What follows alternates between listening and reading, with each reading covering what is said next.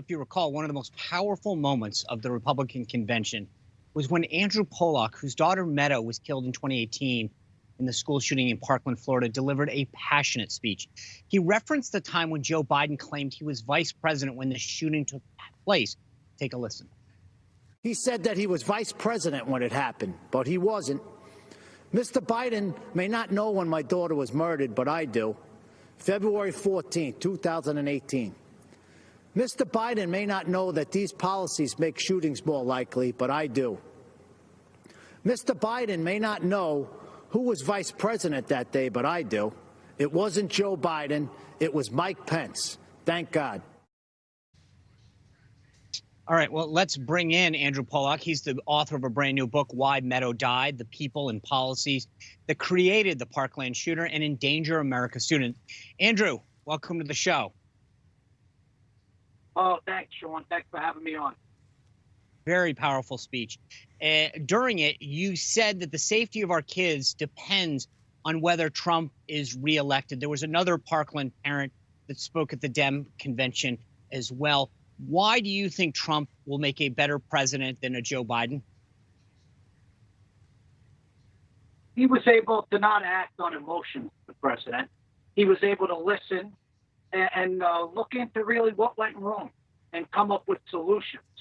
And that, that's what he did. He didn't get a lot of credit for it, Sean. He opened that federal school safety commission that looked into ways to better protect our children. And they came up with dozens of recommendations. And the media didn't even cover it. You probably never even heard of it. But I know what he did. And I know how much he cares about our children.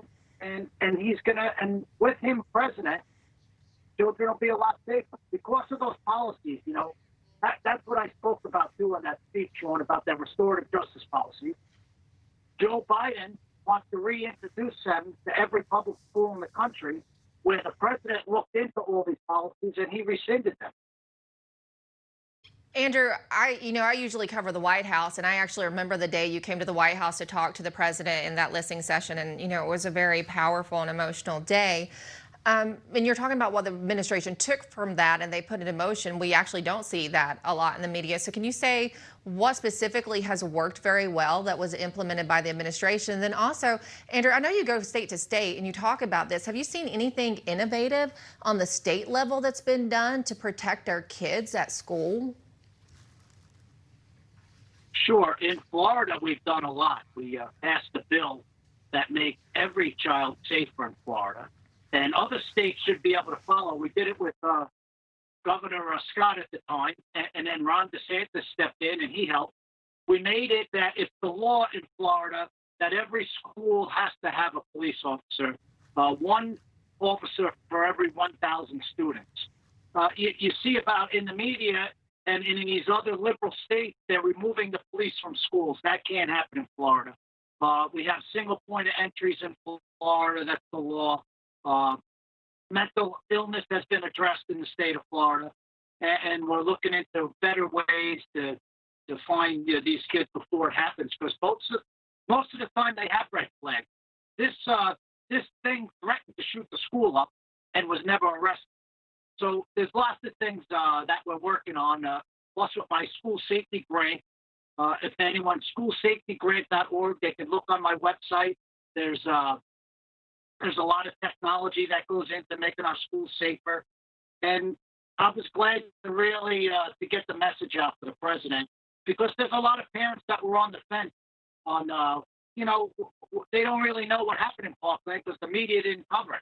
If you just watch Newsmax and Fox, they come up, they'll tell you what's going on. They covered my book. They covered my stories. None of the liberal channels would have me on to discuss the really what failed in Parkland, and it was disgraceful when they didn't cover it. Andrew, you just touched on this, but are you concerned at all that this defund the police movement will impact the progress of putting police officers and resource officers in school that you just mentioned? I mean, Florida, you just mentioned 1,000, one officer per 1,000. That if the message that you're conveying doesn't get through to a lot of these folks, are you worried that the defund the police effort could affect the presence of police in some of these schools? Well, they're already removing them, Sean. Oregon. They're removing them out of Portland, out of the schools. California, Minneapolis. It's going on. But you know what? I'm done with dealing with politicians. It's the parents that I really want. That's why I did that speech. I wanted to get my message out to parents. Before you're a Republican or a Democrat, you're a parent, and you need to do what's best for your children. And sending them, it's just common sense. Sending them to a school where there's a police officer makes sense. Sending them to schools where children are held accountable makes sense. So that's my message to them. I don't really want to go deal with politicians, especially these bureaucrats that run the school districts, because they're all like, they're similar to like dealing with a Nancy Pelosi. And we all, who would want to do that day in and day out? So I put it on the parents, Sean. Andrew, usually when something like that happens, as you talked about, the thing that politicians do is go straight to take the guns.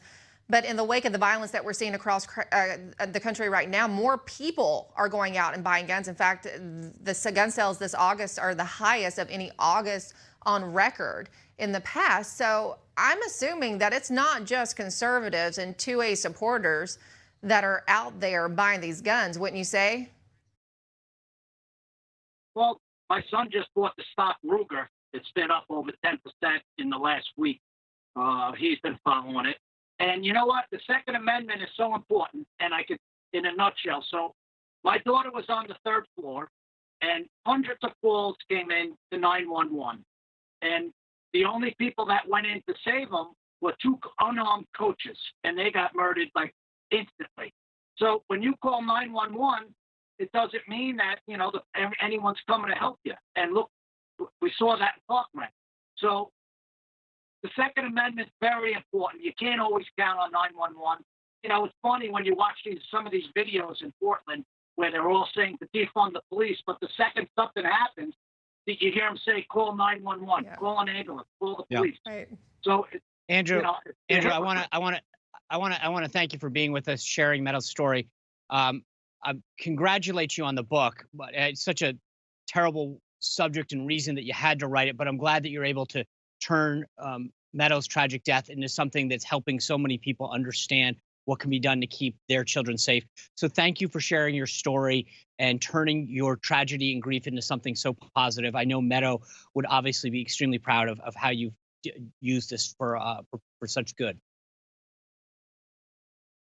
Thank you so much, and it's a pleasure to be on and to speak with you. And it's about educating parents to do the right thing for their children. All right. Thank you, Andrew. Again, the name of the book is Why Meadow Died, the People and Policies That Created the Parkland Shooter and Endanger America's Students. It's available on Amazon and anywhere you buy books. Well, still to come, Kennedy has lost an election for the first time ever in history. Is this a sign of the radical left's control of the Democrats? We're going to discuss it after the break.